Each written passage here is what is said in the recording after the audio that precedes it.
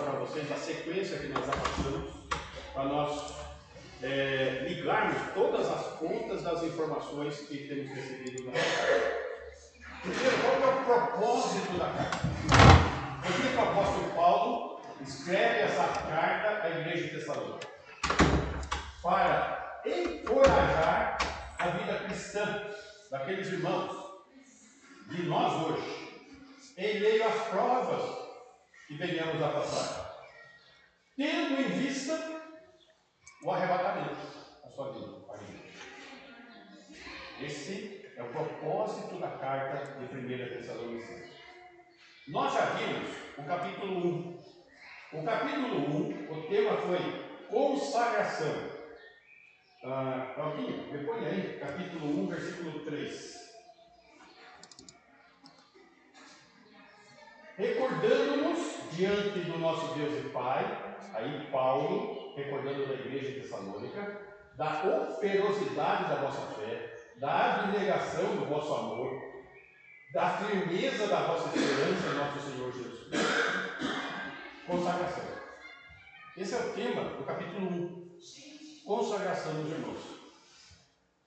Capítulo 2 e 3 é vindicação. O que é vindicação? Vindicação é o clamor que o apóstolo Paulo levanta ao Senhor para que o Senhor possa defender o ministério dos inimigos. Então ele está clamando o socorro do Senhor com relação a isso. Capítulo 2, versículo 15.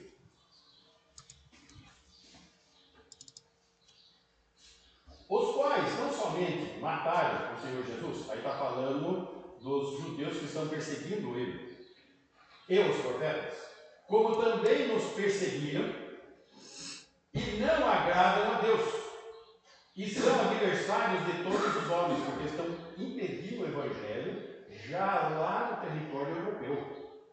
Notem, eles saem da Palestina, atravessam a Ásia e vão para a Europa para perseguir Paulo. Versículo 16. A ponto de nos impedirem de falar aos gentios, aos não-judeus, para que estes sejam salvos, a fim de irem enchendo sempre a medida de seus pecados. A ira, porém, sobreveio contra eles definitivamente. Vindicação. Paulo clamou o agir da ira de Deus contra os adversários, para a proteção do ministério. O assunto do capítulo 4, do versículo 1 ao 12, que nós concluímos da última vez, o tema é exortação. Então, note que mesmo numa igreja consagrada, ela recebe exortação. Vamos lá, capítulo 4, versículo 6. E que nesta matéria, sensualidade, ninguém ofenda nem defraude a seu irmão, porque o Senhor, contra todas essas coisas, como antes vos avisamos e testificamos claramente, é o vingador. O Senhor é o vingador dessa questão do pecado moral do corpo na igreja. Versículo 7. Porquanto Deus não nos chamou para a impureza, e sim para a santificação. 8. Dessarte, quem rejeita essas coisas, não rejeita o homem, e sim a Deus, que também vos dá o seu Espírito Santo.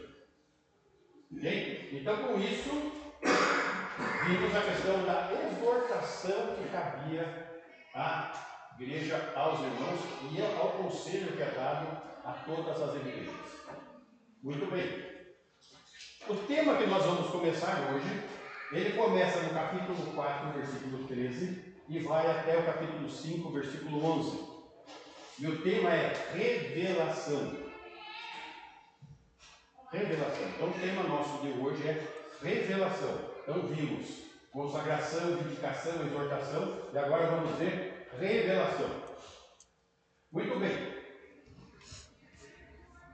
A conduta cristã em meio a tristezas, é o tema que nós vamos ver hoje no versículo 13 ao 18. Tá? Hoje nós vamos ver só o 13 e 14. Do 13 ao 18, a conduta cristã em meio a tristezas, no caso específico, luto, precisa ser esperançosa à luz do arrebatamento do crente. Agora nós temos que entender quais são as informações que estão sendo reveladas. São informações novas. E diante dessa revelação, versículo 13 e 14 que nós vamos ver hoje, é necessário o quê? A reação adequada de cada crente à luz da ressurreição de Cristo. A importância da ressurreição de Jesus. Muito bem.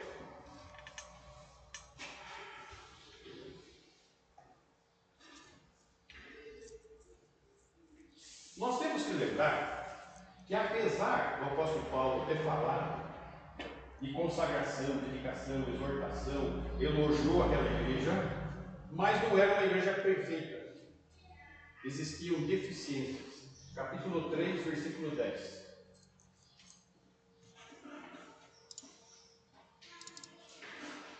Orando noite e dia, com o máximo empenho, para vos ver pessoalmente e reparar as deficiências da vossa fé.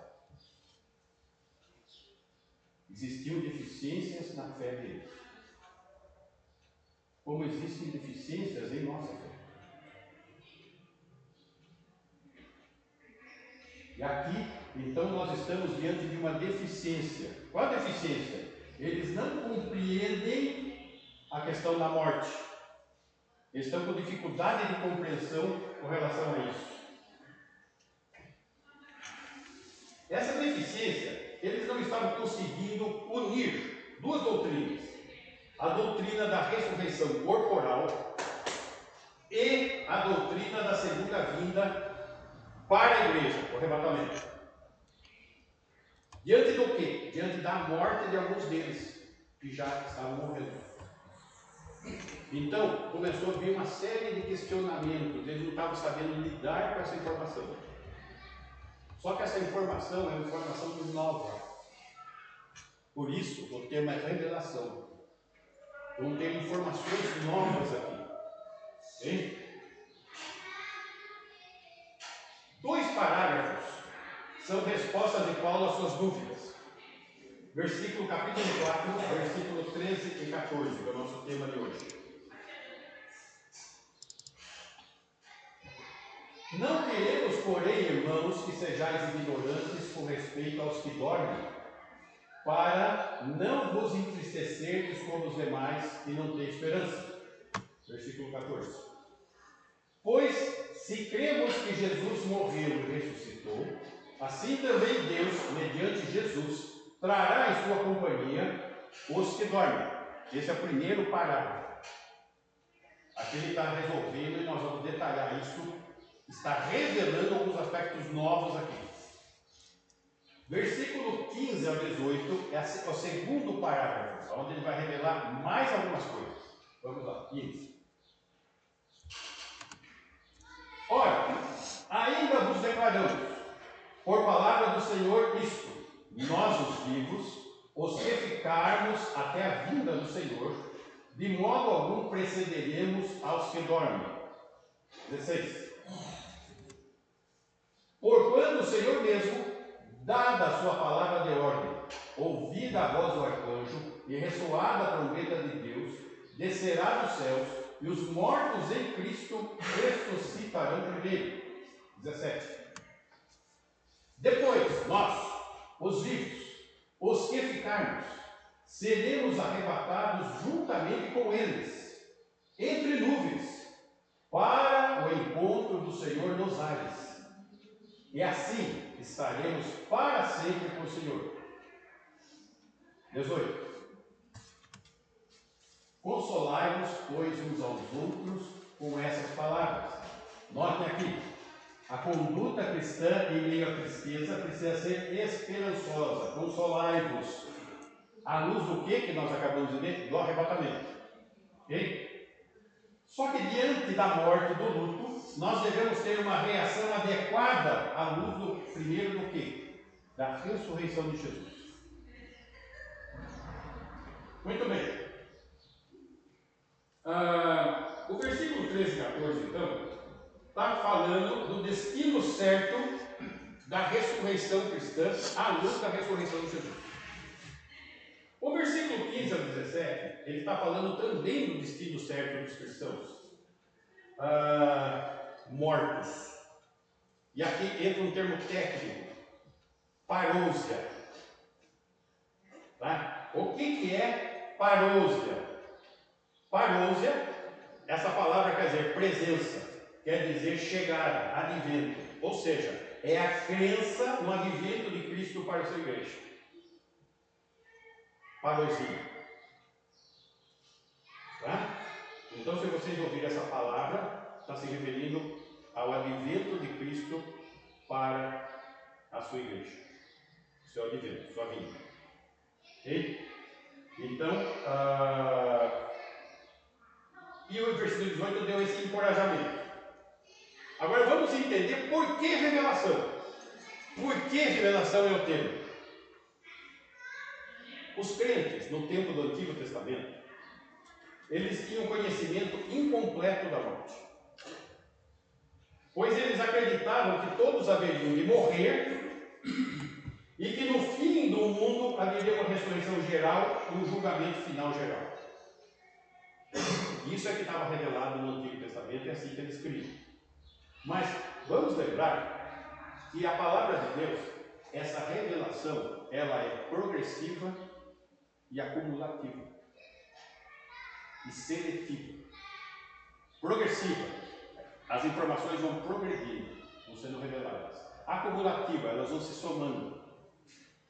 E ela é seletiva, porque ela está tratando, às vezes, de um determinado grupo, uma determinada pessoa. Não é para todos. Tá? Então, precisamos ter essa compreensão que a palavra de Deus é isso.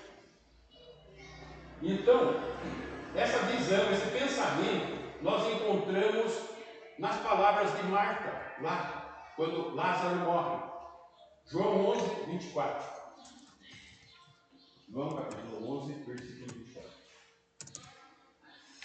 Eu sei, replicou Marta, que ele há de ressurgir na ressurreição no outro dia.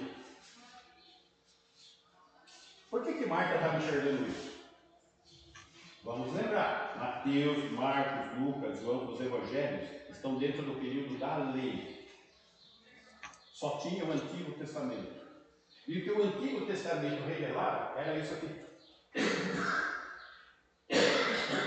Não existia essa revelação que nós estamos vendo hoje. Okay? Então tem uma informação nova chegando aqui.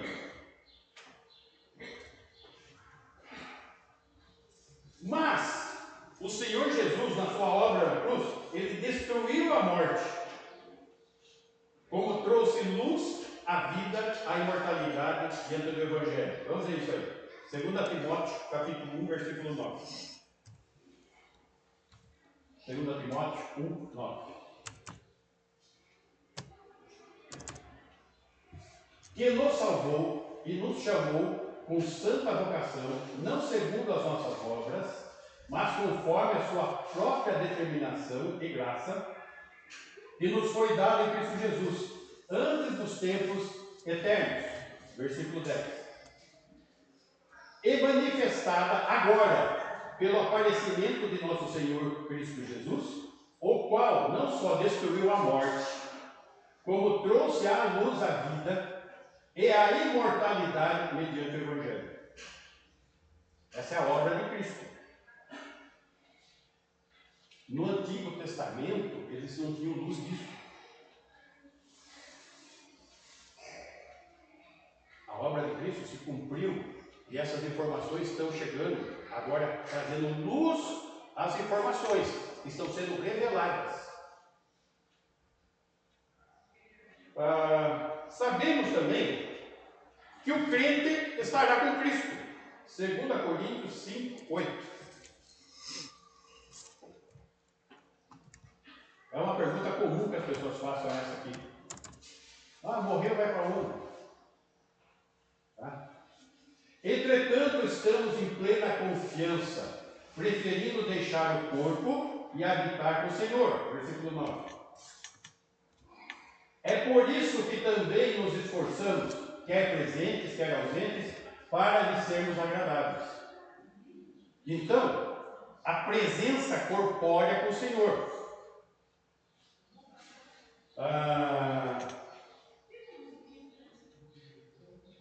E também, a Bíblia informa que haverá duas ressurreições.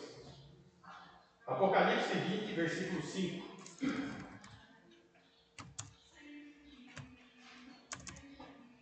Os restantes dos mortos não viverão até que se completassem os 1000 anos. Esta é a primeira ressurreição. Então, aqui é uma ressurreição, versículo 6. Bem-aventurado e santo é aquele que tem parte na primeira ressurreição. Sobre esses, a segunda morte não tem autoridade. Então, a primeira ressurreição é aquele que creu. Pelo contrário, serão sacerdotes de Deus e de Cristo e reinarão com ele os 1000 anos. Está falando do quê? No caso aqui, os mortos da tribulação, os mortos no período do Antigo Testamento. Por que eu estou falando do Antigo Testamento e da tribulação? E não estou falando da igreja. Por causa disso aqui. Entendam, essa promessa a Abraão de terra, nação e bênção se completa no reino terreno messiânico, milenar, aqui. Essa promessa não é da igreja, é de Israel. Para a igreja é uma pátria celestial, a Jerusalém celestial, não Jerusalém terrena.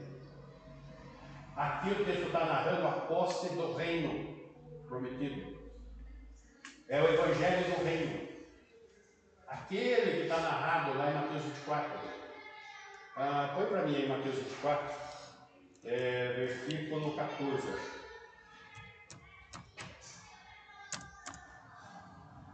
E será pregado esse evangelho do reino. Evangelho do reino. Por todo o mundo, para testemunha a todas as nações. Então virá o fim. Evangelho do reino. Tá? Então, aqui está o período da tribulação, Mateus 24, esclarecendo os acontecimentos. E o que vai ser pregado lá? Jesus vai voltar para estabelecer o reino na terra, o filho de Davi. Evangelho do reino. João Batista, quando batizou o evangelho sobre o evangelho do reino. Por isso, os discípulos de João Batista foram batizados de novo por Paulo. Do evangelho de Jesus, igreja. Tá? Essa é outra questão muito mal compreendida. Mas ok. Uma vez delineando, vamos entender o contexto de Tessalonicenses. Lá, os irmãos estavam surgindo questionamentos. Eles não estavam encontrando respostas a respeito dos crentes que haviam morrido. E isso precisava ser esclarecido. Daí a revelação. Muito bem. Capítulo 4, Tessalonicenses, versículo 3. Então eles estavam confusos, questionando. 4, 3. 1 Tessalonicenses. Não queremos, porém, irmãos, que sejais ignorantes com respeito aos que dormem. Essa primeira parte do versículo é a questão aqui. Eles estavam confusos. E quando o apóstolo Paulo escreve essa carta, ele escreve para esclarecer, para revelar a confusão. Não queremos, porém, irmãos, que sejais ignorantes. Com que assunto? Com respeito aos que dormem. Vamos entender esse versículo. Vamos lembrar que eles tinham o quê? Deficiências na fé. Uma das deficiências era essa, falta de conhecimento bíblico e falta de conhecimento daquilo que ainda não havia sido revelado. Então, isso está sendo ministrado a eles. o respeito a quê? Aos que dormem. Vamos entender essa questão. A palavra dormir, ela é usada em relação ao corpo. Dormir em relação ao corpo dos cristãos que já partiram. Nunca com respeito ao espírito e à alma. Quem fala que espírito e alma dormem é a igreja adventista. Isso é doutrina adventista. O dormir que ele está se referindo aqui é ao corpo. A palavra cemitério, nossa, vem do grego. E o que significa a palavra cemitério? Onde se dorme. Cemitério em grego significa onde se dorme. O que está dormindo no cemitério? O corpo. Está lá a alma, o espírito? Não está. Já acabamos de ver que a alma e o espírito estão na presença do Senhor. Os textos anteriores.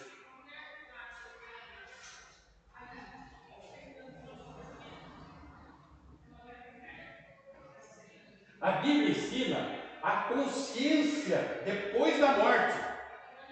Vamos lá. Lucas 16, 22. Texto conhecido. Mas precisamos unir as pontas das informações para que essa revelação não fique em confusão na nossa mente. Não queremos que sejais ignorantes, meus irmãos, com relação aos que dormem. Aconteceu morrer o mendigo e ser levado pelos anjos para o seio de Abraão. Morreu também o rico e foi sepultado. Note, para onde foi o mendigo? O seio de Abraão. Aonde fica o seio de Abraão? No Sheol, no Hades. Aonde fica o lugar de tormento? No Sheol e no Hades. Meus irmãos, para você ver por onde caminham as coisas. Eu recebi do pastor Jair um vídeo aonde um ex-pastor presbiteriano, e eu acho que se trata do mesmo que eu já tinha ouvido falar, um pastor presbiteriano lá de Campinas, presidente do Conselho de Missões Nacional, virou católico. E ele publicou um estudo dizendo que o Hades e o Sheol é o purgatório.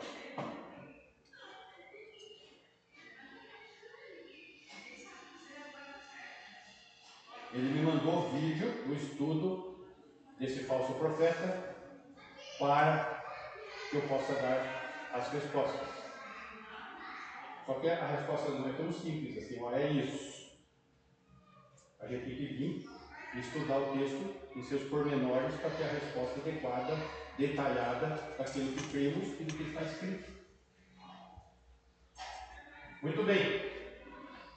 Seguindo o versículo 23. No inferno, a palavra que é traduzida por inferno, não é inferno, é Hades. Show. Foi traduzida errado. Inferno é Guerrena. Tá? Lago de fogo. Estando em tormentos, levantou os olhos e viu ao longe Abraão e Lázaro no seu seio. Opa! O rico, ele está reconhecendo as pessoas. Consciência. Note, tem muita gente que crê na extinção da alma. Extinção do ser humano. Morreu, acabou tudo. Não acabou. Começou a eternidade.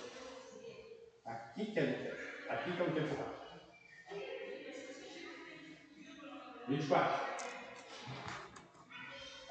Então, clamando, disse: Pai Abraão, tem misericórdia de mim, e manda Lázaro que molhe em água a ponta do dedo e me refresque a língua, porque estou atormentado nessa chama. Opa! Ele não pediu para o pai Abraão acender umas velas, não? Para sair do purgatório? Mas não foi. Ele está lá num tormento. Dá pelo menos uma gotinha de água na minha vida. Essa é isso que está aqui. Nota. Existe uma situação ali. 25. Disse, porém, Abraão: filho, filho por quê? Outro judeu. Lembra-te de que recebeste os teus bens em tua vida, ou seja, ele dedicou a vida dele para esses aspectos passageiros. É disso que eu sempre falo, gente, parece que as pessoas estão querendo viver uma vida onde ela pensa que a eternidade é aqui, como esse rei. E Lázaro, igualmente os males. Agora, porém, aqui, ele está com o seu lado. Era um crente. Tu em tormentos. 26. E além de tudo, está posto um grande abismo entre nós e vós. Opa, tem um abismo. Não tem comunicação, não tem acesso. Então o que é aquilo lá que baixa no seu espírito? Demônio. De sorte que os que querem passar daqui para vós outros não podem, nem os de lá passar para nós. Tem um abismo aí. 27. Então replicou: Pai, eu te imploro que o mandes à minha casa paterna. Manda o Lázaro lá, conversar lá com os meus pais, com meus irmãos, com a minha família. 28. Porque tenho 5 irmãos, para que eles lhe dê testemunho, a fim de não virem também para esse lugar de tormento. Então, levanta o espírito do Lázaro lá, cai na sessão espírita lá e conversa com ele. É isso? 29.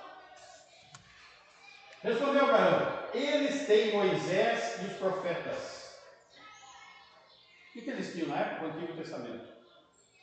Moisés, Gênesis, Êxodo, Levítico, Números e Deuteronômio. E os profetas. Eles têm a Bíblia.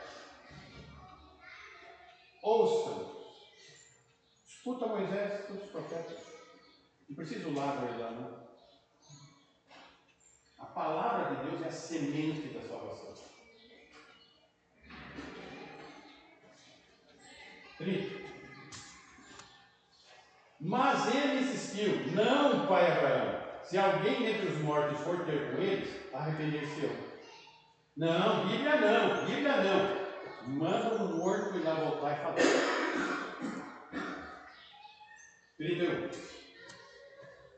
Abraão, porém, lhe respondeu: se não ouvem a Moisés e os profetas, a palavra de Deus, tampouco se deixarão persuadir, ainda que voltasse, né? Ressuscite alguém dentre os mortos. Não é esse o caminho é a palavra. Então, o fato aqui é que a Bíblia existe o quê? Consciência depois que morre. A morte, ela traz uma união eterna com Cristo para o crente, de forma imediata em sua presença. Para quem? Para os que creem. Não havendo assim um sono da alma ou um purgatório. Filipenses capítulo 1, versículo 21. Filipenses 1, 21. Porquanto para mim o viver é Cristo, e o morrer é lucro. 22. Entretanto, se o viver na carne traz fruto para o meu trabalho, já não sei o que hei de escolher. Se ele na carne, ele tem ministério, ele implanta a igreja, ele evangeliza, ele orienta a igreja. 23. Ora, de um e outro lado estou constrangido, tendo o desejo de partir e estar com Cristo, o que é incomparavelmente melhor. Ou seja, a morte é bem-vinda para o crente. A morte é bem-vinda para o crente.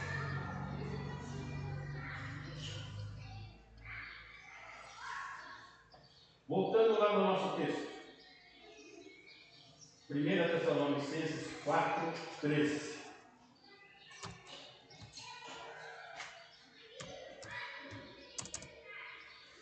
Não queremos, porém, irmãos, que sejais ignorantes com respeito aos que dormem. Muito bem. Para não vos entristecerdes como os demais. É boa notícia para o crente. Os demais o quê? Que não têm esperança. Os demais não têm esperança.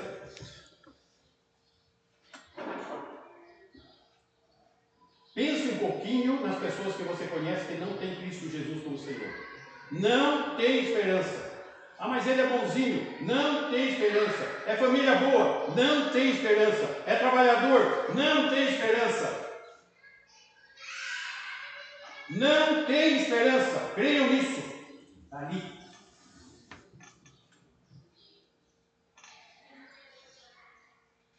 Não importa quantas obras tenha feito.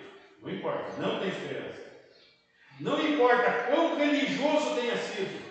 Não tem esperança. Não importa se seus pais são crentes. Não tem esperança. Não importa se passou pela pia batismal, foi batizado, não tem esperança. Se foi criado na igreja, não tem esperança. Não há esperança fora da graça do Senhor Jesus Cristo.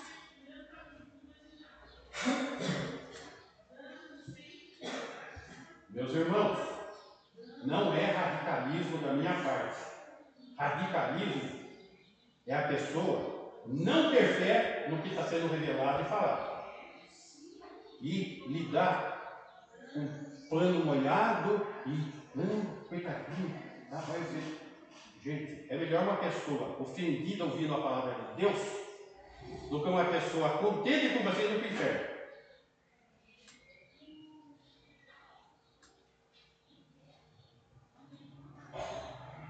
Não há esperança. Versículo 14.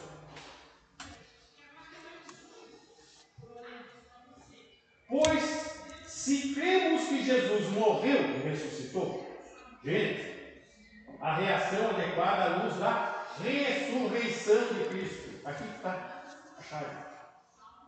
Assim também Deus, mediante Jesus, trará em sua companhia os que dormem. Por quê? Porque Cristo ressuscitou. Qual garantia eu tenho disso? Porque Cristo ressuscitou. Eu posso pôr fé nisso? Devo pôr fé nisso? Porque Cristo ressuscitou. Por isso que nós cantamos, quero estar ao pé da cruz. Cristo ressuscitou.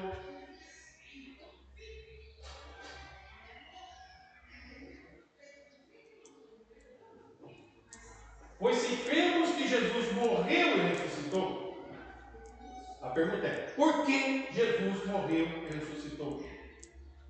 Para satisfazer a justiça de Deus e aplacar a sua ira. Romanos capítulo 5, versículo 8. Romanos 5, 8. Mas Deus prova o seu próprio amor para conosco pelo fato de Cristo morrido por nós, sendo nós ainda pecadores. Logo, muito mais agora, sendo justificado pelo seu sangue, seremos por ele salvos da ira de Deus. O salário do pecado é a morte. O ser humano, todos estão debaixo da ira de Deus. A única maneira de sair desse estado executivo, desse estado de julgamento, de condenação, é o perdão judicial do Senhor. Sair debaixo disso aí. Por isso Cristo morreu.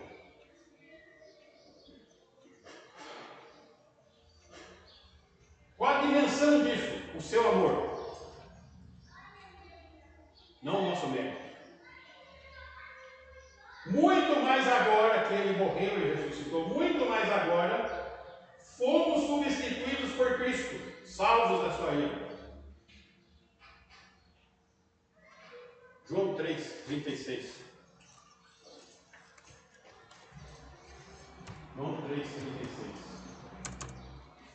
Por isso, quem crê no Filho tem a vida eterna. Porque, todavia, se mantém rebelde contra o Filho, não verá a vida, mas sobre ele permanece a ira de Deus.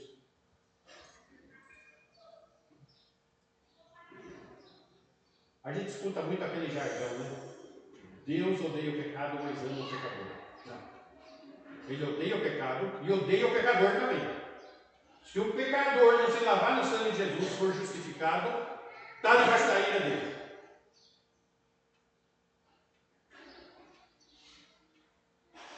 Por que Jesus, aqui vimos porque ele morreu. Por que ele ressuscitou? São duas coisas que ele fez. Ele morreu e ele ressuscitou.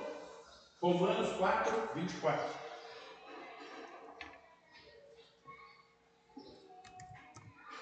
Romanos 4:24.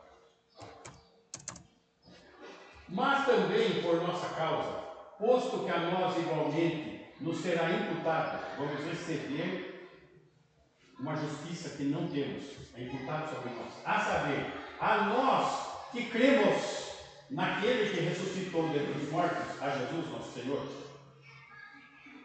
Quem que é imputado a justiça? A nós os que cremos. 25. O qual foi entregue por causa das nossas transgressões e ressuscitou por causa da nossa justificação. A sua justiça foi imputada sobre nós. Por isso que Cristo morreu e ressuscitou.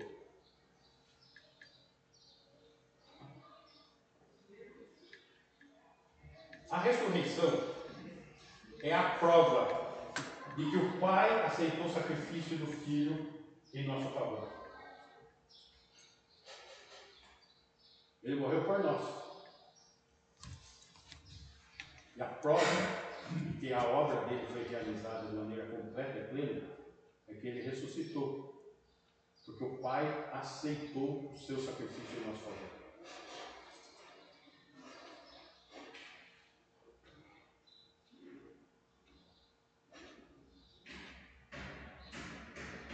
Voltando lá no versículo 14. 1 Tessalonicenses 4:14.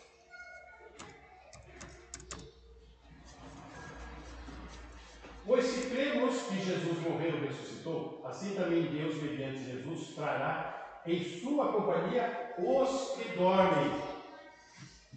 Assim Deus trará em sua companhia os que dormem. João capítulo 5, versículo 28. João 5, 28. Não vos maravilheis disto, porque vem a hora em que todos os que se acham nos túmulos ouvirão a sua voz e sairão. 29.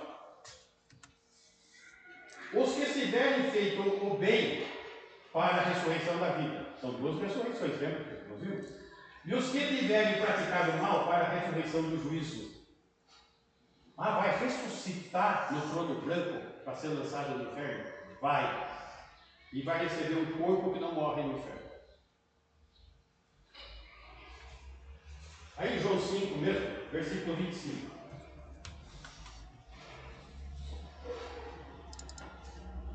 Em verdade vos digo que vem a hora, e já chegou, em que os mortos ouvirão a voz do Filho de Deus, e os que a ouvirem viverão. Veja só. Vem a hora, já chegou. Vem a hora, já chegou. Em que os mortos ouvirão a voz do Filho de Deus. Que mortos? Os homens estão mortos em seus delitos e pecados. E quando ouvirem a voz de Deus, viverão. Nasce de novo. Recebe a vida eterna.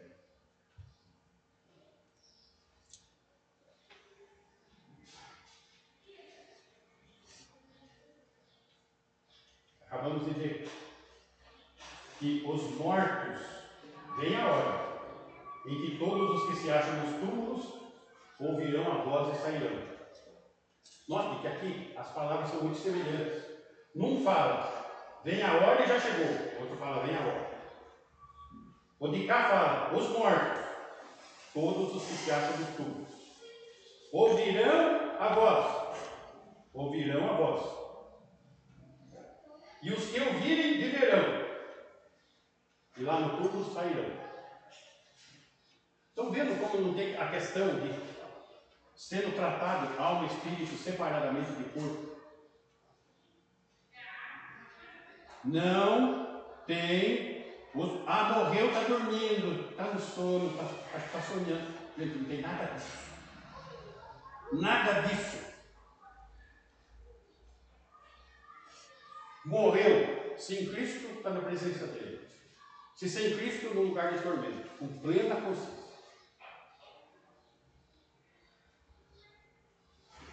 1 Coríntios, capítulo 15, versículo 40. 1 Coríntios 15, 40. Também há corpos celestiais e corpos terrestres. Corpo do céu, corpo da terra. E sem dúvida, uma é a glória dos celestiais e outra dos terrestres. São corpos diferentes. Versículo 51.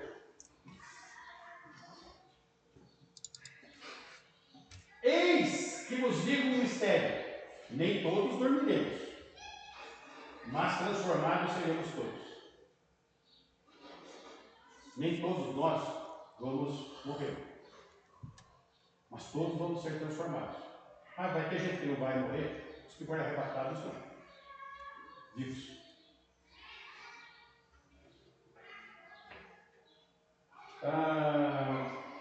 Daniel, capítulo 12, versículo 2.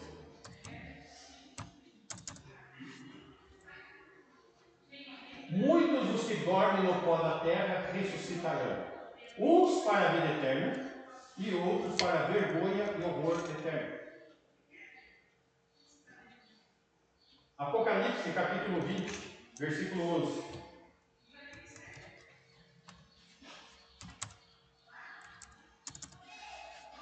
Vi um grande trono branco e aquele que nele se assenta, e cuja presença fugiram a terra e o céu, e não se achou lugar para eles. Passou o mundo, terminou tudo em fogo, não existe mais nada, aí é o julgamento, no trono branco. Tá? Aí é só ímpio, aqui não tem crente. 12. Vi também os mortos, os grandes e os pequenos, postos em pé dentro do trono. Então se abriram livros, ainda outro livro, o livro da vida. Foi aberto. E os mortos foram julgados segundo as suas obras, as más obras, conforme o que se achava escrito nos livros. Tem dois tipos de morto, dois tipos de destino, duas ressurreições. E aqui está falando dos ímpios. 13. Deu o mar os mortos que nele estavam, a morte e o além entregaram os mortos que neles havia, e foram julgados um por um, segundo as suas obras. Imagina um pouquinho a cena.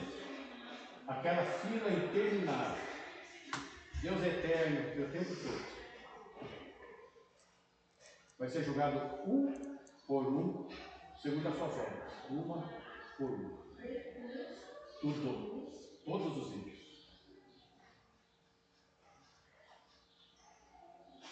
Uma fila. Agora imagina João tendo essa visão. Uma multidão em fila.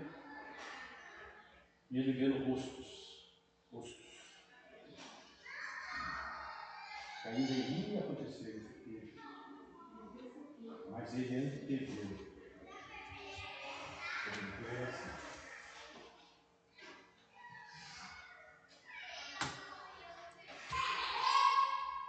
Você tem certeza que você não vai estar nessa fila?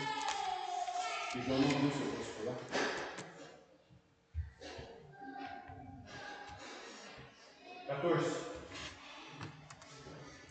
Então a morte e o inferno foram lançados para dentro do lago de fogo.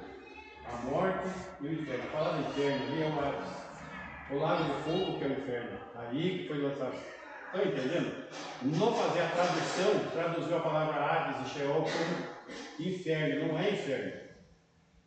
Inferno é aqui, é o lago de fogo, de enxofre, que vai durar a eternidade inteira. Essa é a segunda morte. Isso.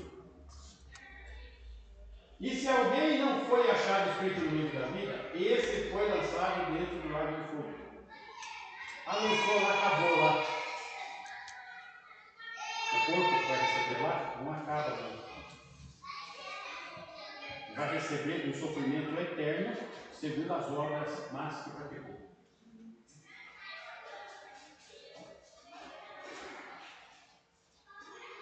Capítulo 21, versículo 8. 21, 8.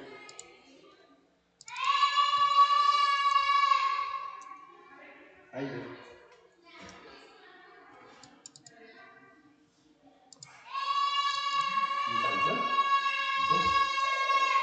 Quanto, porém, aos covardes, aos incrédulos, aos abomináveis, aos assassinos, aos impuros, aos feiticeiros, aos idólatras e a todos os mentirosos, a parte que lhes cabe será no lago que arde com fogo e enxofre, a saber, a segunda morte.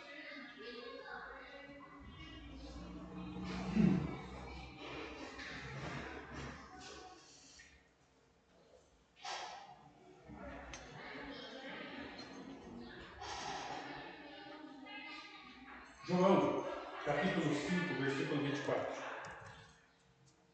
Estamos terminando, gente. Em verdade vos digo, quem ouve a minha palavra e crê naquele que me enviou, tem a vida eterna. Ouçam a Moisés e os profetas. Quem ouve a palavra e crê, tem a vida eterna. Não entra em juízo, não vai lá no trono branco, mas passou da morte para a vida. Não passou.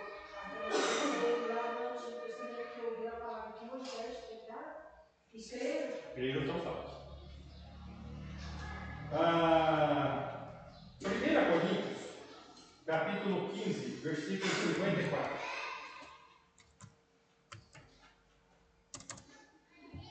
E quando esse corpo corruptível se revestir de incorruptibilidade, corpo, carne sem doença do céu, vai ter que ser transformado em um corpo celestial. E o que é mortal se revestir de imortalidade, então se cumprirá a palavra que está escrita: tragada foi a morte pela vitória. Que vitória? De Cristo na cruz. 55. Onde está a morte, a tua vitória? Onde está a morte, o teu aguilhão? Note, tem dois cânticos aqui. Aqueles que provaram a morte física e foram ressuscitados, onde está a morte, a tua vitória? Onde está? Não ficaram mortos. Onde está a morte, o teu aguilhão? Aqueles que foram arrebatados vivos, não foram feridos pela morte. Onde está a morte, o teu aguilhão? Tem dois grupos aqui: os que morreram em Cristo, dormiram, e os que foram arrebatados vivos.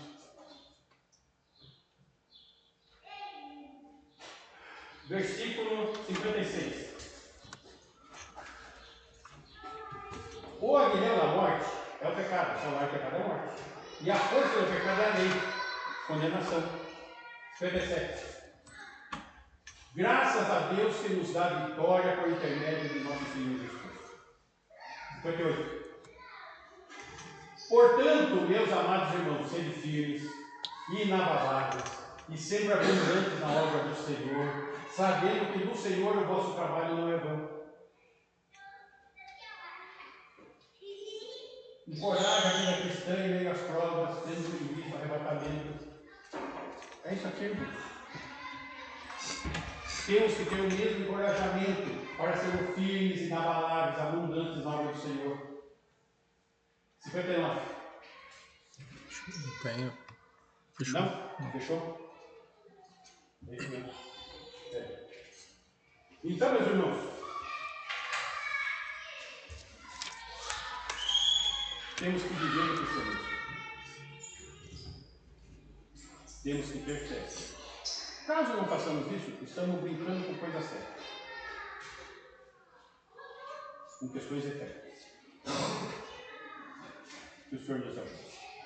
Vamos ficar em pé, vamos orar?